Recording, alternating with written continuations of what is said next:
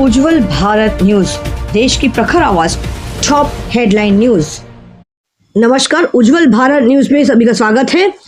Gujarat Maharashtra border से बड़ी खबर कल की घटना है। गुजरात महाराष्ट्र बॉर्डर विवाद से तलासरी के वेबाजी गांव में तनाव, जॉइंट सेशंस टला, एमएनएस नेता अविनाश जाधव की कड़ी चेतावनी।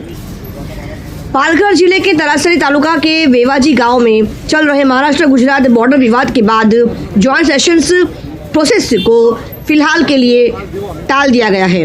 गांव वालों का आरोप है कि गुजरात महाराष्ट्र के इलाके में घुसपैठ करने की कोशिश कर रहा है, जिससे इलाके में तनाव का माहौल बन गया है। इसी हालात के बीच एमएनएस नेता अविनाश जाधव ने वेबाजी गांव का दौरा किया। उन्होंने साफ शब्दों में चेतावनी दी है कि महाराष्ट्र की 1 इंच भी जमीन गुजरात को नहीं दी जाएगी।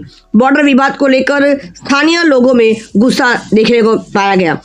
कानून व्यवस्था को बिगाड़ने से रोकने के लिए प्रशासन इलाके में बड़ी संख्या में पुलिस फोर्स तैनात कर दी गई है।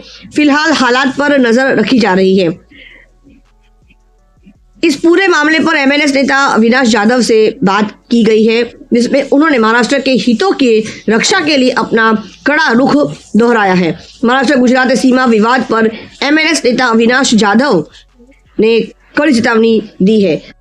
आपको बता दें कि 1 मई 1960 को भाषा के आधार पर बॉम्बे राज्य यानी बॉम्बे स्टेट का विभाजन हुआ, जिससे महाराष्ट्र मराठी भाषी और गुजरात गुजराती भाषी नामक 2 अलग अलग राज्य बने। यह बॉम्बे पुनर्गठन अधिनियम 1960 बॉम्बे रीऑर्गेनाइजेशन एक्ट 1960 के तहत हुआ, जिसमें लंबे भाषाई आंदोलन यानी संयुक्त महाराष्ट्र आंदोलन और महागुजरात आंदोलन के बाद भाषाई लोगों की मांग पूरी हुई और मुंबई को लेकर विवाद था, जिसे सुलझाने के लिए यह विभाजन किया गया था। जिसके मुख्य बिंदु है आज़ादी के बाद भाषाई आधार पर राज्यों के पुनर्गठन की मांग उठी, जिसमें मराठी और गुजराती भाषी लोग अपने अलग राज्य चाहते थे। मराठी भाषी लोगों ने संयुक्त महाराष्ट्र आंदोलन और गुजराती भाषी लोगों ने महागुजरात आंदोलन चलाया, जिसमें मुंबई को लेकर भी विवाद रहा था। कई आंदोलनों और संघर्षों के बाद भारत सरकार ने 1960 के बॉम्बे पुनर्गठन अधिनियम के तहत बॉम्बे राज्य को 2 राज्यों में विभाजित करने का निर्णय लिया था। आइए जानते हैं इसी विशेष विषय को लेकर अविनाश जाधव जी क्या कहते हैं।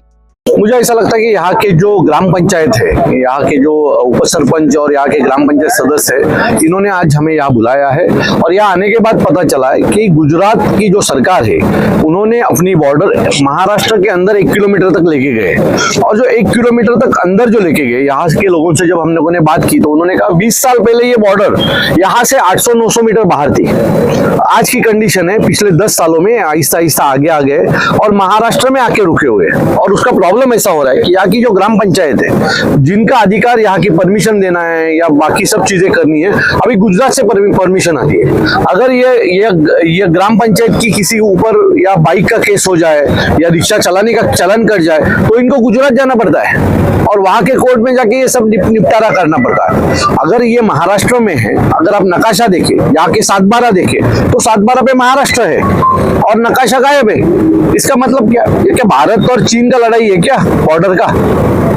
अगर आप अंदर आए हैं तो आपको बाहर जाना पड़ेगा, नहीं तो महाराष्ट्र नवनिर्माण सेना यहाँ पे एक बड़ा आंदोलन खड़ा करेगी और उसकी पूरी जिम्मेदारी सरकार की रहेगी। इथल्या स्थानिक जे ग्रामपंचायत आहे तिथले उपसरपंच असतील, तिथले ग्रामपंचायत सदस्य असतील, त्यांच्याशी ज्यावेळेला बोललो तर त्यांचं मत आहे, त्यांचा जन्म इथला आहे, बरोबर. ते म्हटले 20 वर्षापूर्वी आमची बॉर्डर इथलं 1 किलोमीटर अलीकडे होती, बरोबर आहे. आता असती ती बॉर्डर आमच्या गावाच्या पुढे निघून गेली. पूर्वी यांच्या गावाच्या 7/12 म्हणजे आता इथला जर या गावचा 7/12 बघाल तर 7/12 महाराष्ट्र दाखवतोय आणि नकाशाच गायब झालेला आहे. तर याचा अर्थ कुठेतरी चुकीच्या पद्धतीने महाराष्ट्राचा जो नकाशा आहे त्याच्यातल्या ज्या जमिनी आहेत त्या घालवण्याचा प्रयत्न त्या सरकारकडनं होत आहे आणि याचा विरोध आम्ही करणार.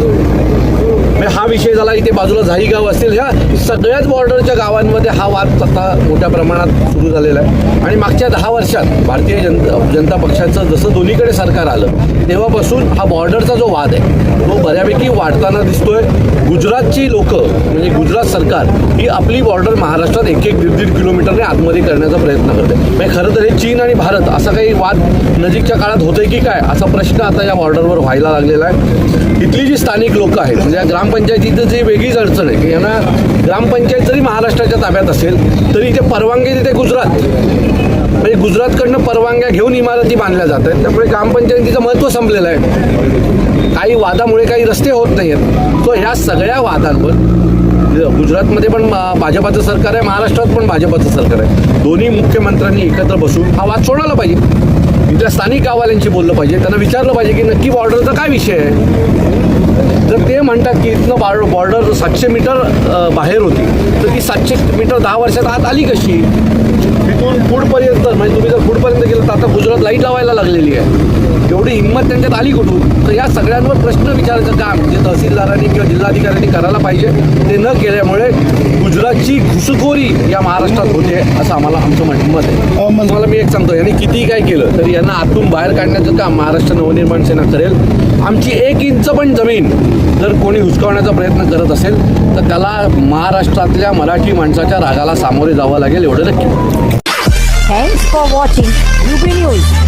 Like and comment, and don't forget to subscribe for latest updates. Subscribe our channel.